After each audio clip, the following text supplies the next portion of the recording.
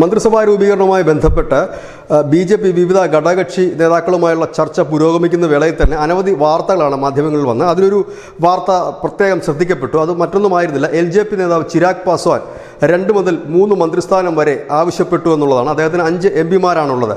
പക്ഷേ അതിനെക്കുറിച്ച് പിന്നീട് വന്ന വാർത്ത എങ്ങനെയായിരുന്നു? ചിരാഗ് പാസ്വാൻ അങ്ങനെ ഒരു ആവശ്യം മുൻപോട്ട് വെച്ചിട്ടില്ല. അദ്ദേഹം തന്നെയാണ് മാധ്യമങ്ങളോട് പറയുന്നത്, താൻ അങ്ങനെ ഒരു ആവശ്യം വെച്ചിട്ടില്ല. തൻ്റെ എക്കാലത്തെ ഏറ്റവും വലിയ ആഗ്രഹം 3ാം തവണയും മോദിയെ പ്രധാനമന്ത്രിയാക്കുക എന്നത് മാത്രമാണ്.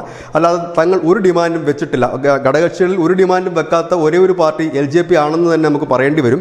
കാരണം ഈ ചർച്ചകളിൽ ഒരിടത്ത് പോലും എൽ.ജെ.പി. ഒരു ഡിമാൻഡ് വെച്ചതായി ദേശീയ മാധ്യമങ്ങൾ റിപ്പോർട്ട് ചെയ്തിട്ടില്ല. എന്നാൽ പല മറ്റ് പ്രാദേശിക മാധ്യമങ്ങൾ വലിയ രീതിയിൽ അത് വാർത്തയും തലക്കെട്ടുമാക്കുകയും ചെയ്തിരുന്നു. ഏതായാലും നമുക്കറിയാം, എൻ.ഡി.യോടൊപ്പം എക്കാലവും നിലകൊണ്ട ഒരു നേതാവായിരുന്നു രാംവിലാസ് പാസ്വാൻ. അദ്ദേഹത്തിൻ്റെ മകനാണ് ചിരാഗ് പാസ്വാൻ. ആ ചിരാഗ് പാസ്വാൻ 5 സീറ്റാണ് ബീഹാറിൽ എൻ.ഡി.എ നൽകിയത്. ആ 5 സീറ്റിലും വിജയക്കൊടി പാറിച്ചാണ് ചിരാഗ് പാസ്വാൻ ഈ കേന്ദ്രത്തിൽ എത്തിയിരിക്കുന്നത്. പ്രധാനമന്ത്രി നരേന്ദ്രമോദിക്ക് ഏറ്റവും ഇഷ്ടപ്പെട്ട യുവ നേതാക്കളിൽ ഒരാൾ കൂടിയാണ് ഈ ചിരാഗ് പാസ്വാൻ. ഏതായാലും ചിരാഗ് പാസ്വാൻ ഡിമാൻഡുകളൊന്നും തന്നെ വെച്ചിട്ടില്ല എങ്കിൽ പോലും സ്വാഭാവികമായും ഈ ഘടകകക്ഷികൾക്ക് മന്ത്രിസ്ഥാനം നൽകുമ്പോൾ ചിരാഗ് പാസ്വാൻ അടക്കമുള്ളവർക്ക് മന്ത്രിസ്ഥാനം നൽകും എന്നുള്ള കാര്യം ഉറപ്പാണ്. അതിൽ പ്രത്യേക വകുപ്പ് വേണമെന്നോ ഒരു മന്ത്രിസ്ഥാനം വേണമെന്നൊന്നും തന്നെ ചിരാഗ് പാസ്വാൻ ആവശ്യപ്പെട്ടിട്ടില്ല. ഇത് തന്നെയായിരുന്നു രാംവിലാസ് പാസ്വാൻ്റെ ഒരു രീതി. വാജ്പേയി മന്ത്രിസഭ കാലത്തായാലും ഈ അടുത്ത കാലം വരെ എൻ.ഡി.യോടൊപ്പം നിന്ന് രാംവിലാസ് പാസ്വാൻ ഒരിക്കൽ പോലും ഒരു കാര്യത്തിന് പോലും കടുംപിടുത്തം പിടിക്കാതെ നിന്നു എന്ന് മാത്രമല്ല, നിർണായക ഘട്ടത്തിൽ എൻ.ഡി.എ വിട്ട് പോകാൻ അദ്ദേഹം തയ്യാറായതുമില്ല. News desk, news India Malayalam.